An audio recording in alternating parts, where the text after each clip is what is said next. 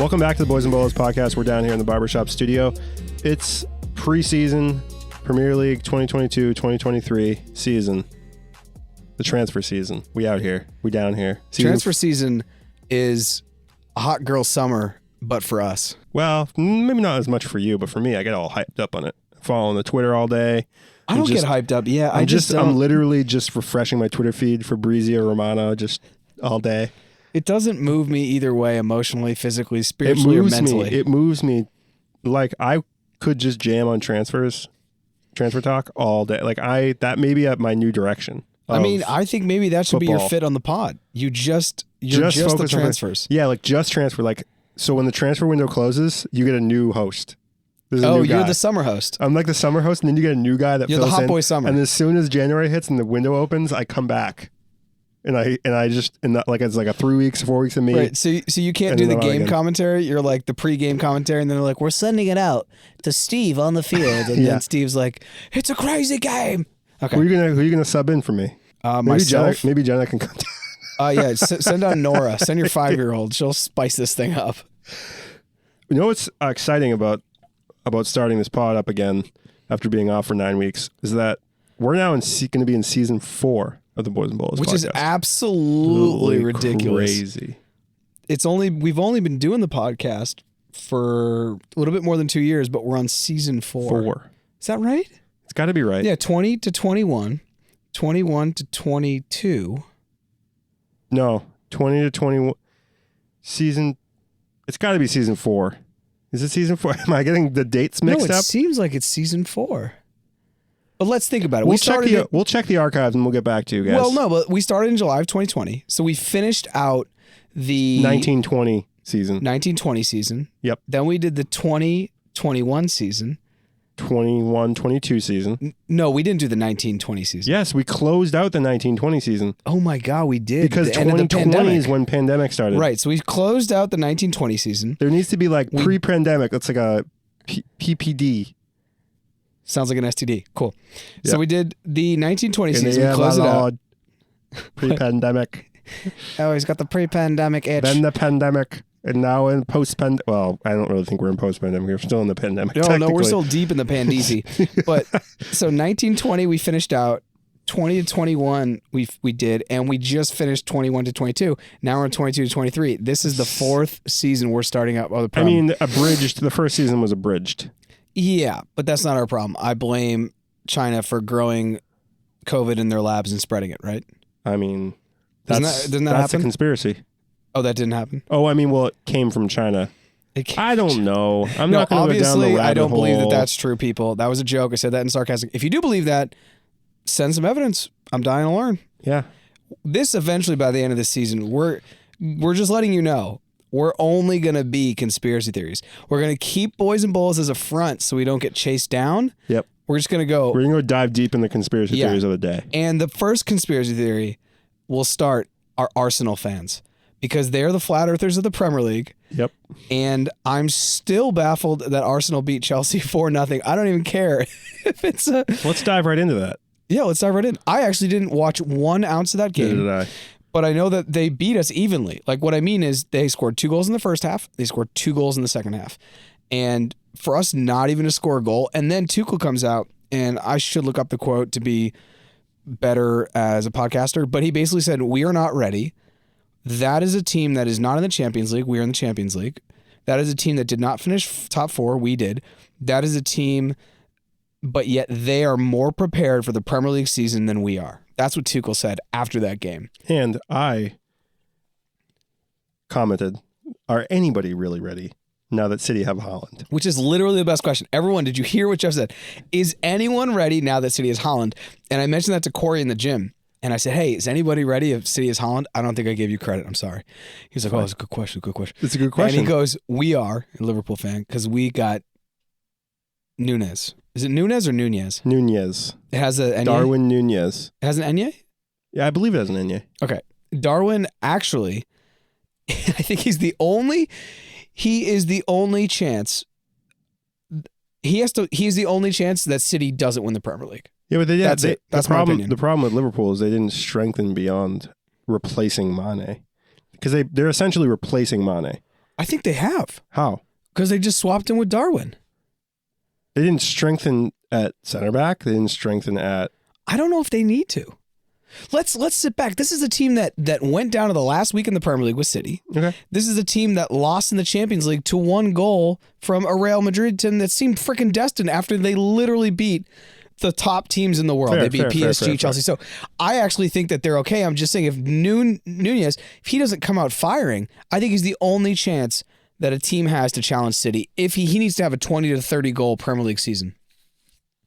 Like an unbelievable season. Now, he has to have an unbelievable season. He has to be the difference maker. They have to outscore City. They have to outscore City. Yeah. Which is ridiculous because I think Haaland's going to have a field day. I actually don't. So Haaland's on a better team obviously when he was at Dortmund, and Dortmund never really did much in the Champions League. So he wasn't like the difference maker in the Champions League, but he was the difference maker for them, but Dortmund couldn't do anything. He got them to the Champions League, but then he couldn't win the Champions League for them. Yes. But now that City have an embarrassment of riches, he could be the player that gets them over the line towards the Champions League victory. I don't know how many years he signed, but I see him staying at City for probably 3 to 4 years. He's so good and so young that it's just scary. Like if you look at his stats, the only other players his age that you've seen score the amount of goals that he's scored, if you were just looking at the Champions League, you're looking at like young Ronaldo, you're looking at Lionel Messi, you're looking at Ronaldo. My first Ronaldo was fat, I guess people call him Fat Ronaldo now. Yeah, Fat Ronaldo. R9, R7, Messi, Mbappe. Those are like the only dudes who have that pedigree and goal assists per appearance at his age. And I think he's going to be playing on a better team than they were at his age. Ronaldo was at Manchester United at his age. I think that he actually did win the Champions League and like the Premier League a couple times, so maybe that's not the best comment. And Mbappe's at PSG at that age. Messi was winning things at Barcelona. He had already won a Champions League. But like none of them were on the team as dominant as I think Haaland is domestically. Barcelona, you could make an argument. They were freakish in 2009. But, I mean, this team is one of the better teams maybe we've ever seen. They've won, 5 out of the last 7 Premier Leagues? Yeah, I don't want to talk about it. I don't like talking about City because I don't think it's entirely fair that they're at this point because they basically cheated to get to this point, and now they can just kind of ride out their high-value players and trade them around and make financial fair play based on the players that they have. They can sell players now to make financial fair play for much more than they were worth if... You know what I mean? It's just, it's all like, they're just building off of like cheating. So that's my opinion. And it's going to be tough because I feel the same way. When City came out and they were bought by the Etihad Group, and then they set up the team in, I believe, Sydney in Australia. I'm not sure. I believe it's Sydney. And they set up the team in New York. And then they had the team in City. They literally figured out how to get outside financial fair play. By creating this conglomerate where they can move money around and balance books and make things look differently. Yep. It's just kind of like, I don't know, but let's not stop there. Can we go to transfers? What are the transfers that you like other than Lukaku going back to the land of pasta and sun? Sun with a U. I am a Spurs fan, so I like the 6 signings. I think they strengthened they're already a top 4 team. And they've just made a competitive in all competitions team by adding 6 players that pretty much get into any Premier League side. I really think the Basuma signing could like end up being an incredible signing for the amount of money they paid, which is like, I think 25, 30 million or something. They paid 30 million for him? Yeah, they paid so little for him. He's so good. He's so good. Even last season, I was like, dude, this guy's nice. He's a baller. Yeah. When he was on Brighton, yeah? Yeah. When Brighton played City almost to a tie, I think we watched that game. We were both rooting for Brighton, obviously. He just looked a head above. So for Spurs to have picked him up, that's the kind of player I thought Klopp would have played with. Oh, okay, I'm going to go pick him up. You know, he played well under Potter, and I'll pick him up. I think he's one of your best signings. Now, I know Richarlison makes your top 3, and this is going to be a wild statement. Maybe you'll agree because you're a Spurs fan. I think when you have Harry Kane, Heung-min Son, and Richarlison, I think it's one of the top best 3s in the world. Yeah, and it's crazy because he can play as a right winger, but he also can play as a number 9. So regardless of whether Kulusevski or Richarlison starts, really what it comes down to is you now have a little bit of backup, or at least you have some cover for Kane, especially in those like lower level cup games. Kane's not going to have to play those games necessarily. And you just add, you need to have like a second team, a whole nother team that can win games, not necessarily in the Premier League, but like in the lower level domestic cup games. If you want to be competitive. If you want to be competitive, because you have to rest players. Like, you're going to be playing a Wednesday and then you're going to be playing a Wednesday and then you're going to be playing Saturday a lot, because you got Champions League and then you got league games. So there's going to be like a certain level of rotation. So everybody's like, a lot of Spurs fans are saying, these signings aren't that flashy. They're not that great. Well, we need strength at left center back. We need an attacking midfielder. My argument is like you already made top 4 with the starting 11 that you have. None of those guys are like declining, and what you really needed was strength. You needed cover at left center back, which you got in Lenglet. And it's a Conte signing, and maybe he won't be great, but he's on loan for a year, and then you can go get Bastoni next year when he leaves Inter, when he wants to leave Inter. He does want to leave. He'll leave because they need to sell him. They need money. Inter needs money, and he doesn't want to leave this season, but he'll be available next season. So why would you spend 50, 60 million this season when you can get him for 30 next season and he's a better player? Yeah, I saw you made that comment on Twitter, and I thought it was spot on. Yeah, it's just wait, just be patient. Just be patient. You're not going to beat City this season, and that's the thing. Is like, you have to be realistic. If it's a project that you're talking about in your Spurs, you're not going to beat City this season. It's not going to happen. It's just not going to happen. Top 3, if you do one place better in the Premier League and you get a domestic cup, preferably the FA Cup, then that's a success, right? And you get top 3, you're still in the Champions League, and you go quarterfinals, right? I was going to say, you go top 8 Champions League. You got to go top 8 Champions League. Top 8 Champions League, which is I think is like odds. They're odds on favorites to go top 8 in the Champions League. I mean, they're just a team built, and then you have experience. You have Perisic, and you have Forster, and you got Perisic. Perisic, what a Forster. You got pickup. Dejed Spence, who's like a little bit of a gamble, but like could be a really, really, really good right wing back. Like, he could be the guy. Like, he could be the signing of the season, right? Basuma or Jed Spence. Like, Jed Spence was the best championship right wing back, best defender last season, most take-ons by far of any player in the championship. He was cutting guys up in the championship. So yeah, I know it's a championship, but no. I put a lot of weight on that. It's in England, and he's young. English football, and he's young, and the championship is freaking brutal. It's brutal. I'd much rather play. Yeah. So that's that. I feel like, so I'm a Spurs fan. I've been following that. I really do think, obviously, the Haaland signing is amazing. They've been trying to get him for a couple seasons now. Darwin Núñez, I think Liverpool overpaid for him. They paid, I think, 80 million plus 20 add-ons. I think that's egregious for a guy who's unproven and playing in a lower level league. Yeah, he's playing was he come out of Portugal? Yeah, I don't take much stock in that. Like, yeah, he's going to score a couple goals in preseason, but is he really going to be that good? He's actually, I think he could be a flop. He could be a total flop. He could be a flop, 110%. Okay, all right. Darwin Núñez could be a flop. I want you to define what you mean by a flop. Okay, I'm going to put a stat line on it. I'm going to put a stat line on the flop. And I want to build context. We could go back into the archives, and we'll have our intern do that, i.e. we're not going to do it because we don't have an intern. But I believe, and I'm actually going to go look this up, in the preseason episode where I was shitting on Lukaku, and everyone was like, oh, Lukaku's going to be great for Chelsea. I'm like, the guy's a freaking lug. Yeah. I think I said in all competitions he wouldn't score more than 12 goals, and I don't think he cracked double digits. No, so give me a goal total in the Prem and then in all competitions. He's a forward. We're just going to base him on what he's meant to do. All competitions and Prem, what is your goal total you're saying he's not going to crack? He's not going to crack 12 goals. All competitions? Just in the Prem. I say 18 goals, all competitions. Jeff.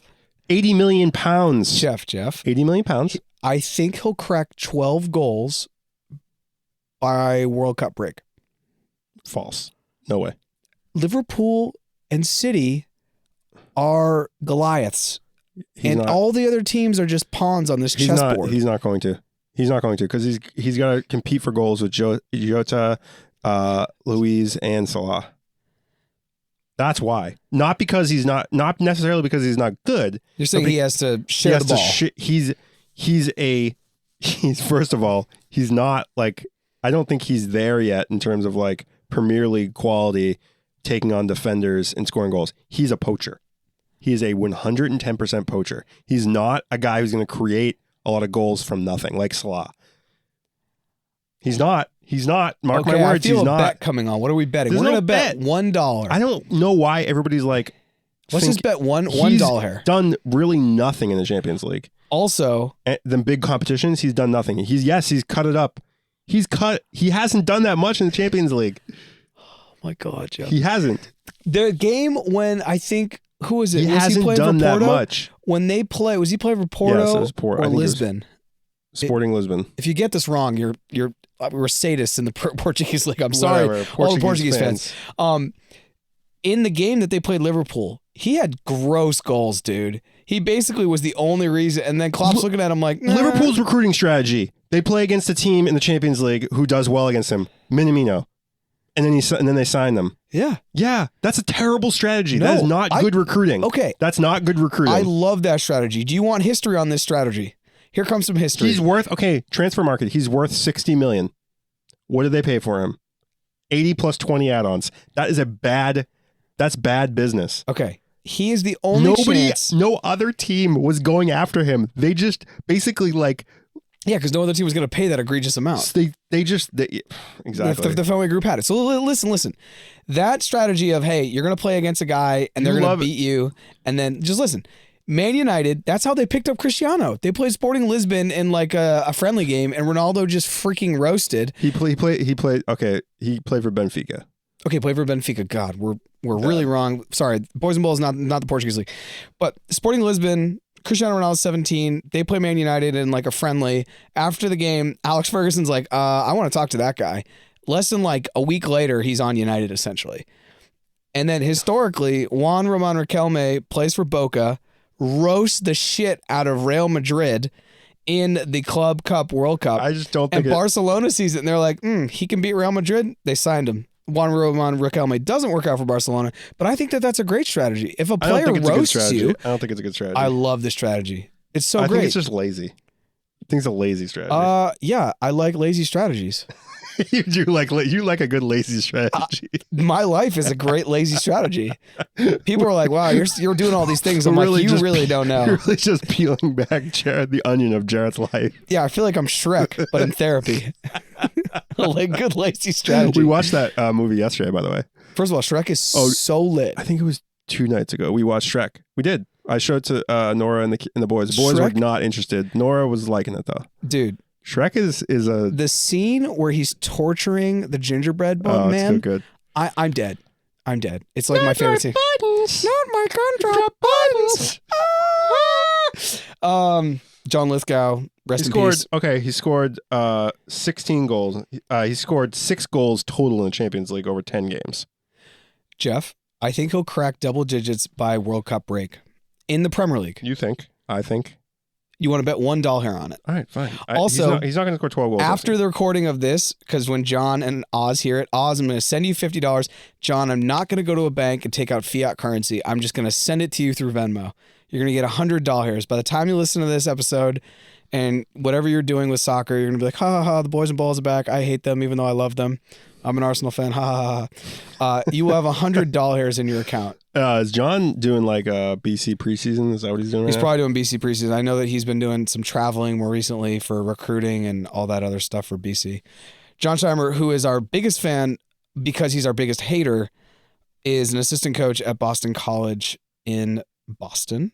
Did you know that that's where Boston Division College I soccer program? Division I ACC soccer program. They're phenomenal. Do you come? Oh, we went to watch him play Wake Forest. I mean, dude, the level of play there is unbelievable. All right, so I want to ask you, what is your maybe? I don't want to say sleeper signing. What is your signing of the preseason so far? I think I'd have to look at like who teams have got. I think I think Arsenal's rating of Manchester City is kind of a cute one with the Zinchenko and the Gabriel Jesus. I'm not really excited for anything that Chelsea has done. Like Conor Gallagher, like he's just like he's a pretty boy. I don't really care. Raheem Sterling, literally the world's biggest choker, and like just everyone just thinks about that PSG game where he put it over the bar from 4 yards away. Yeah, right. I'm Koulibaly. Could be good. I think Koulibaly was a steal because I think most people think, all right, he's 30 or 31. He's over the hill, but they didn't realize that Chelsea got a 35-year-old Thiago Silva and won the Champions League, or a 36-year-old Thiago Silva won the Champions League. I think age matters less if you're a great defender, and Chelsea had to fill 2 spots with Christensen and Rudiger going to La Liga, so I thought that was a good signing. To be honest, this is like a really like super cynical thing to say, but our best signing is getting rid of Lukaku. Right? You can't have $120 million sitting on the bench that does nothing. I just think it was shitty energy. His wages were a lot too. His wages were a lot. That was the big sticking point when he was going back to Inter, is that like they were like, his fucking wages are like crazy. And Inter financially is like whatever. They so for me, for Chelsea, I'm just gonna talk about Chelsea. But on the league in the whole, I really like the Basuma signing. I really think it's a solid one. I just think that he has so many more levels to go up, and he may get those opportunities at Spurs that he just wasn't getting at Brighton, and that's to be expected. It's a mid-level, it's a mid-table team. I think the most underrated signing as far as a game changer for what it could do for the level of the club is Richarlison. I just think the world of that guy because I don't want to play him, right? But you want him on your team. Honestly, he's like a Diego Costa or like Lamella when they had Lamella on the team, but better.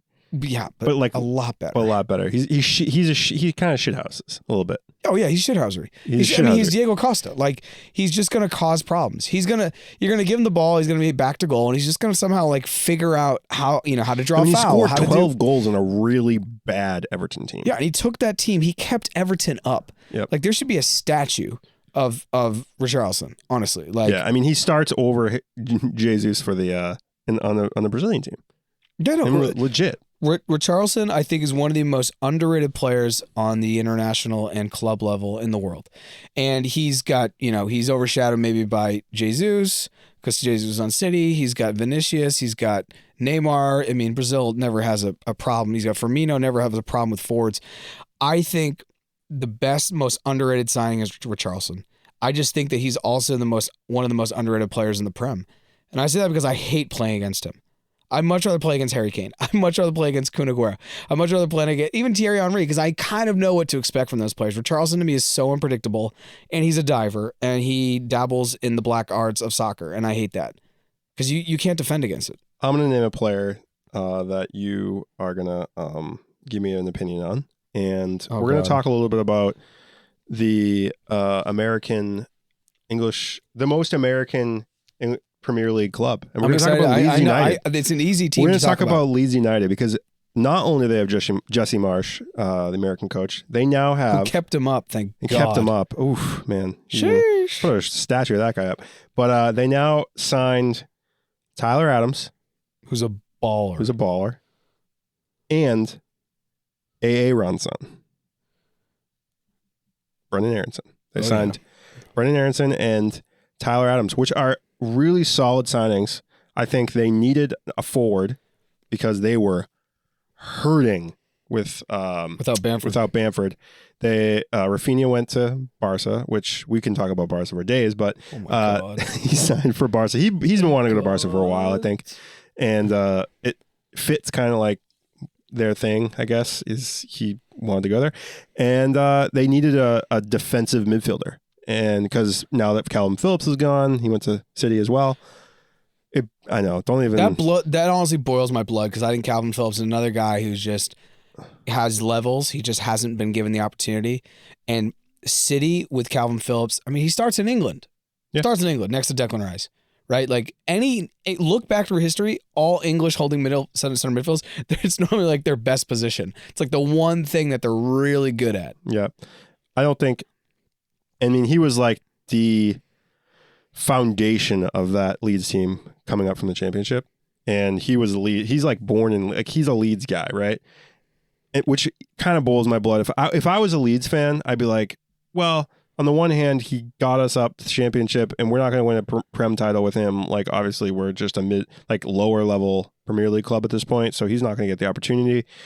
But on the other hand, like, fuck City. Like, fuck City. Like, it's not fair. Like, it's not fair. It's just not fair anymore, man. Like, it's just not. I forget that they got him. And, like, you ask about underrated. Like, I'm not excited to get Nathaniel Ake back for our defense. He's never really been that great. City just picked him up to play like cup games and like, phase Champions League and have an English homegrown. So no, he's Dutch. No. He's Ake. Oh, is Ake? Yeah, Ake's Dutch. I believe Ake's Dutch. But like either way, like so once again, I don't want to go back to Chelsea, but I think that you're totally right. I like the whole. Did you see the graphic they did? It's like a Leeds logo with like American regalia, American flag, like regalia. It's pretty good.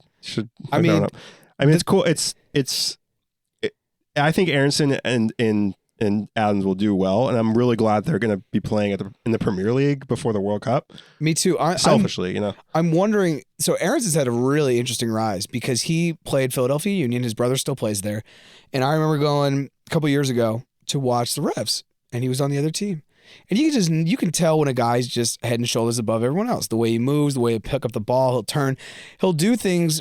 And he'll make it look easy and just like dance by guys, just walk by guys. And that's the same thing I saw when I saw Clint Dempsey live the first time. I was like, wow, that guy's he's going to go to England. I told my dad. When I saw Aronson, I was like, this guy's something else. In that span of time, he's gotten his transfer over. Where he went to Red Bull Salzburg. Red Bull Salzburg, right? And now he's already found his way to the Prem. He's just on a meteoric rise. Now, my question is, though, is he ready for the physicality and the speed of the Prem? Because he's not a very big guy. Yes, because Pulisic size. Because they'll put him on the outside, and the way that they attack, they're not like he's going to just try to find spaces, right? He's going to try to just dance into spaces, get the ball, kind of one time type of deal. I think he's small, and yes, I think he's going to have a little bit of an adjustment in terms of getting knocked over by larger defenders, but he'll be okay. He makes that team stronger. He makes that team. I don't think that those two players will necessarily keep them up. I just think that, or place them higher than necessarily than what they did last season. But there are teams that are worse than Leeds at this point. That I think, like Fulham. I don't think Fulham are any better than Leeds. I don't think Forest are any better than Leeds, even though Forest are signing a ton of players, all like $10 million signings from other leagues. So nobody knows how that's gonna shape out. And then it's like what, Forest, Fulham, and Bournemouth. Those are 3 teams that came up. Is it Bournemouth or is it? What's the third team that came up? I'd have to look. Either way, we haven't podcasted. I don't know if they're better years. than those. Like Leeds are better than those teams, but it is exciting. They signed. Who else did they sign? They signed Sinistera, a left winger to replace, I think, some of their attack, and then they actually signed from Red Bull Salzburg, I believe, Rasmus Christensen, who's a right back.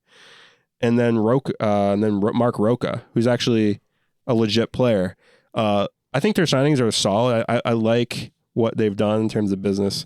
And Leeds, I watched their All or Nothing? All or Nothing years ago. And like that city deserves to be in the Premier League. Like I got a big fan base. It's the only club in town. Like they've done smart things, sort of. Well, yeah, they signed a Yank. The best thing you can do. Yeah, that's it. It worked out for Ted Lasso. So they got the Ted Lasso. They literally have Ted Lasso vibes going on there. I love the Ted Lasso vibes. I am thinking that it's like you said. I think the best thing for us as U.S. men's national team fans is that you've got Pulisic, Adams, and Aronson all getting prem time, which is amazing. In solid prem time, not like off the bench type bullshit. Well, I don't know where Christian falls. We're in the cookie that's crumbling, but I mean, Christian either way will be using the Champions League. He's going to get his time. He has enough Premier League experience where he's going to get playing time. Although Tuchel seems to, I don't know, he might have a choice at this point, considering the attack options at Chelsea. It depends what Tuchel. If Tuchel plays a 4-back and he goes 4-3-3, Christian will get more time. If he stays in a 3-5-2, there's less. There's less space for him in the field. Okay. Bournemouth is the other team. Just want to point that out. Yeah, you were right. The three let's teams you shift mentioned. gears a tiny bit. I'm going to get off transfers for a second, although transfers are all tangentially related to what I want to ask you. I want to ask you what team, and don't say it's one of the promoted teams to the Premier League, what team besides those three promoted teams could go be relegated? And I know, I hope you say the answer I want you to say, because I want to pivot to that discussion. Everton. Correct. Let's talk Everton about the or shit Southampton. show. Everton or Southampton. It's not Southampton. Everton barely stayed in the Premier League. They were, a couple points up. They've lost Richarlison. I do not know if they filled that gap. And just in general, energetically, I say Everton, but on paper, I don't think it will be. They still have a really solid team. And they have the PTSD of just having survived relegation that I do not think that they're going to want to put themselves in that hole again. So I expect them to be 15 or higher by Christmas or by the World Cup. Excuse me? Yeah. 15 or higher by the World Cup. Yeah. I think that last year was an anomaly. Because if you look at the longer arc, they've been, a more competitive team. And then all of a sudden last year, they just had injuries. They got Frank Lampard, who I'm still not sure if he's the best coach for anyone. If you talk to Alex Ziabko, which I did throughout all last season, we were always talking in the DMs. He's a diehard Everton fan. Every time we talk, he's like, dude, look at the situation. Look at all of our injuries. Look at how many games they have us stacked up to play. I think it's an anomaly. I think it's more of an anomaly than it may seem when you're going through it. When you're going through it, Everton's shite, right? Everton, when you look at the last couple games of the season, and I'm not going to pull it up because I'm being lazy, the lazy strategy, they beat United. They beat Chelsea. They beat teams they shouldn't have. Sure. But if it were a year before, you'd say, hey, that's Everton. They're not a top club, but they're a very competitive club.